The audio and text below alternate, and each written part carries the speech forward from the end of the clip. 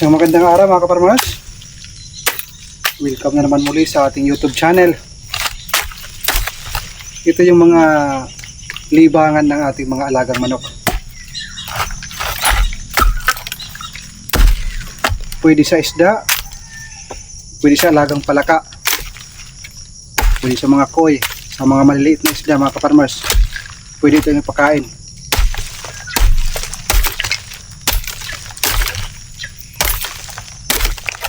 Dami yung puti na anay nasa loob mga kaparmers.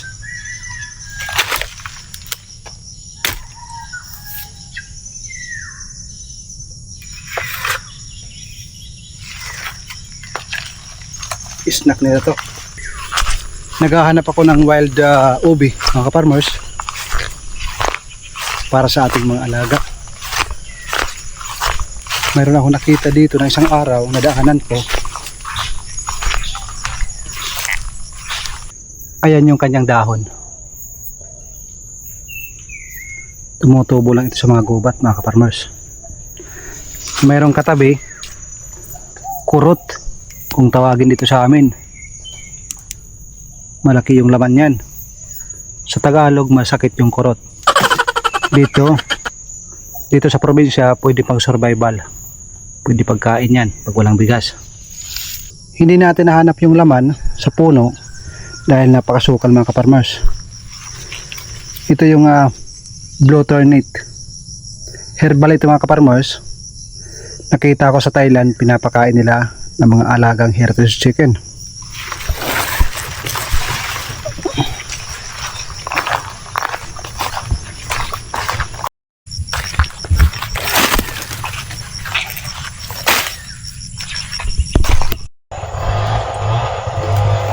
Ito naman yung Madre de Agua. Nabali mga kaparmers. Sayang. Saan nabali? Kita nyo, nagkakaroon na ng ugat. Tutubo na naman yan. Pag tama sa lupa, another katawan na naman yan.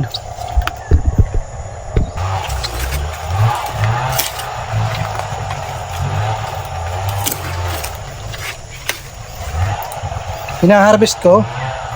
Pag naubos mga kaparmers, itong mga stem tinatanim ko paikot ng ating munting farm para sa susunod na panahon punong-puno tayo ng mga Madre de Agua.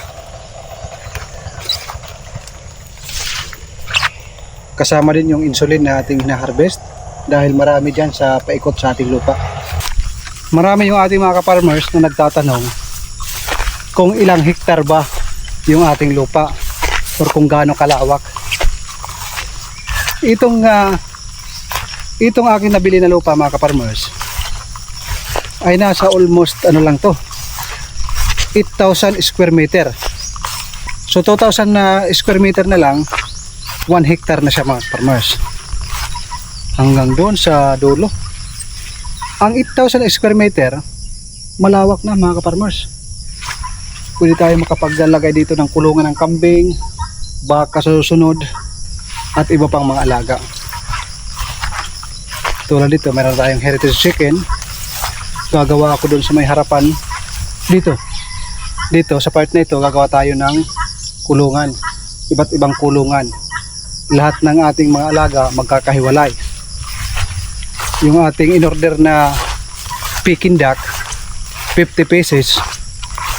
Sabi ng aking inorderan, nag-iipon pa siya dahil hindi kaya yung ganun karami kasi hindi marami yung kanilang supply. Ito yung sinasabi ko na nakita ko sa Thailand, sa ibang bansa, yung Blue-Ternate. Yan, ginagawang tiyan, herbal yan. Kinakain ito ng mga alaga yung dahon mga kaparmers. Pwedeng pag-snack, libangan nila. Busy pa rin yung ating mga alaga sa pagkakaskas sa rice hull. Maingay mga kaparmers dahil dito sa malapit mayroon nagchichinso.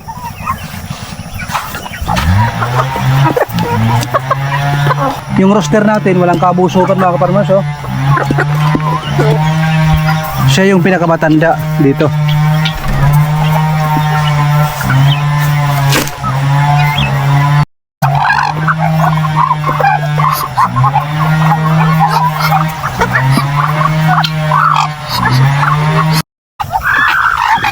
may mga manok talaga na gusto nila yung greens, yung mga dahon-dahon. Ayan, hindi pa nga natin na isasabit, tinutukan na nila. Kahit marami sila nakukuha na pagkain dito sa rice hull, maglalagay pa rin tayo ng greens para mayroon silang choice, para mayroon silang mga pagpipilian. Sige na, magparami na kayo.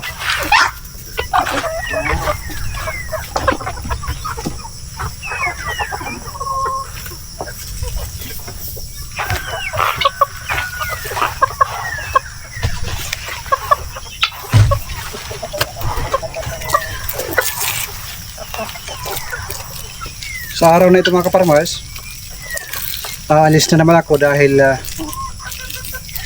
yung munisipyo nag-endorse na sa fire. Pagkatapos sa fire, pupunta na sa Dorelco, doon sa company ng kuryente, para makabitan na tayo ng kuryente dito.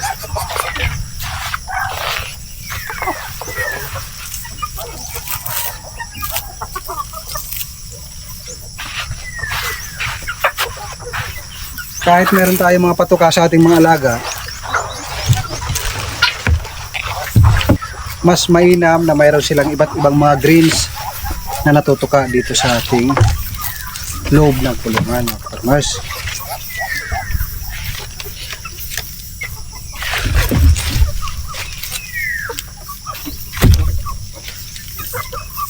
Shout out nga pala sa ating mga kaparmers na palagi nagko-comment. Kasama na rin yung ating mga silent viewer na mga kaparmers. Maraming salamat sa inyo.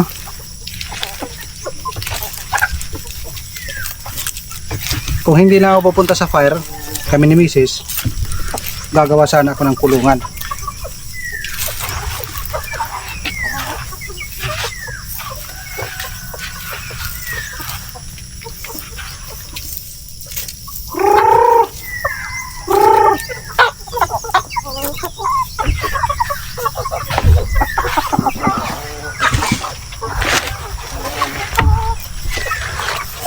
Ang Madre de Agua na walang kamatayan, mga kaparmers.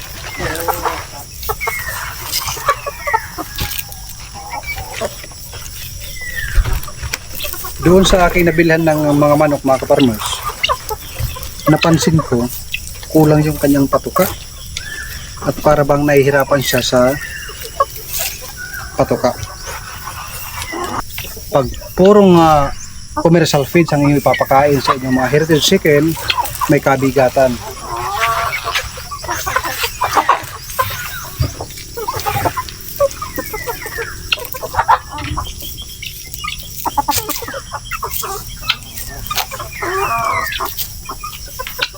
Ang heritage chicken, mga kaparmers, ay walang kabusugan.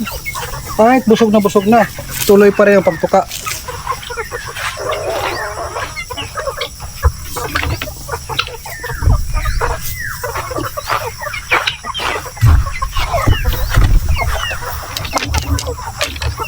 May katigasan. Dito ko sa kawayan itatali.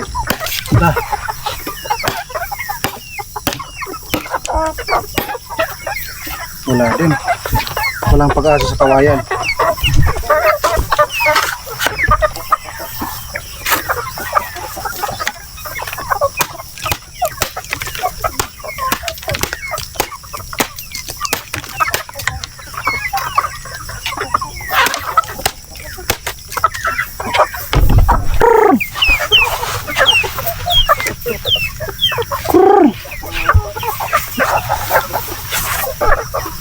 Mga isnab itong aking mga alaga.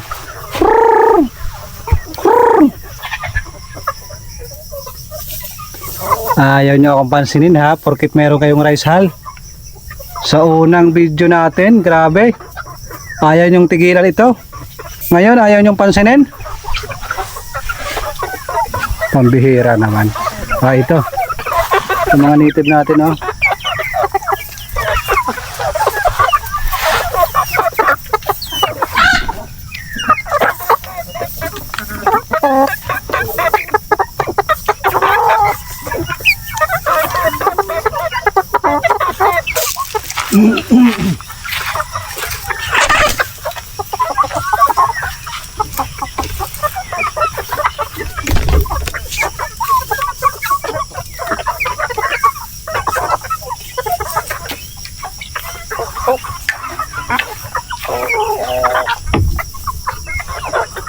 Ibibiting ko lang dyan kasi pag nagkulang yung kanilang pagkain, titirahin nila yan.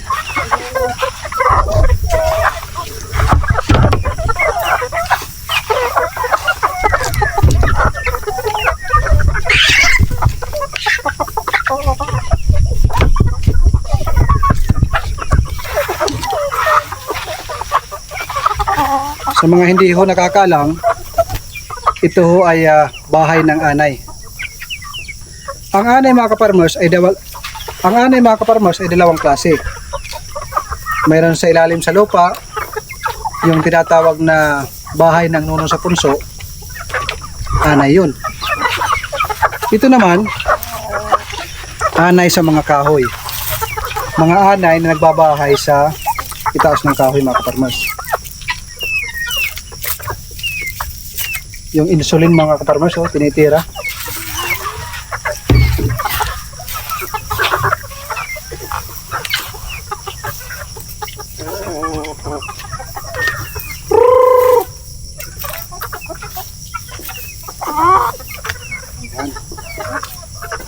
Unlimited ang pagkain ng ating mga alaga mga kaparmers.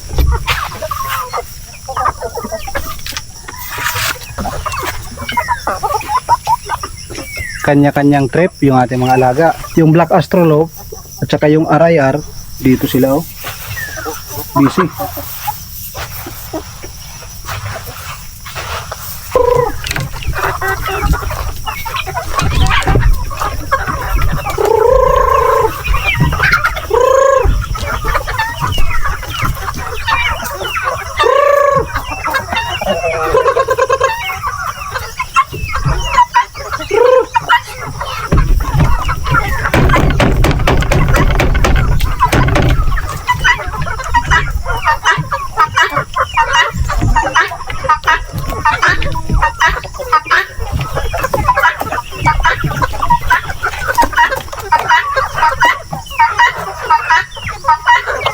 Halata ng mga busog na mga kaparmers. Kasi pag magutom yan, magliliparan yan sa akin.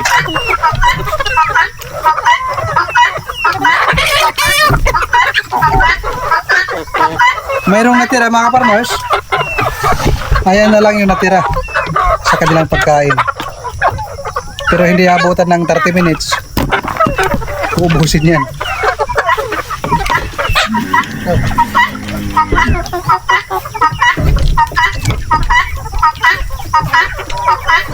So paano mga kaparmers?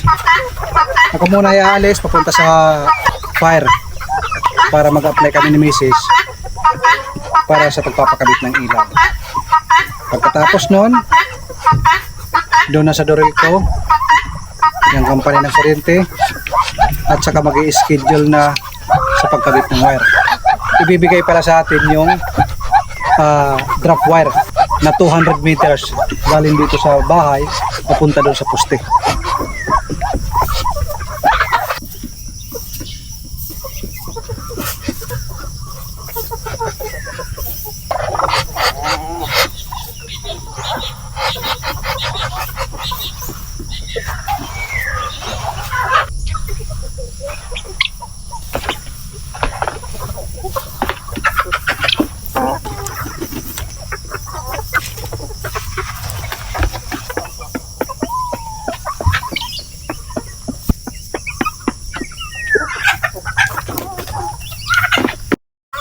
Ito yung ating rice hull mga kaparmers. Nasa gilid ito ng kalsada. Ito yung ating hahakutin papasok. Yung mga manok dito unlimited, hindi na umaalis. Merong wild duck dito mga kaparmers. Ito yung kasama. Hindi pala wild duck, mga alagang itik yan dito. Enjoy sila sa Kakalangoy dahil maganda yung tubig.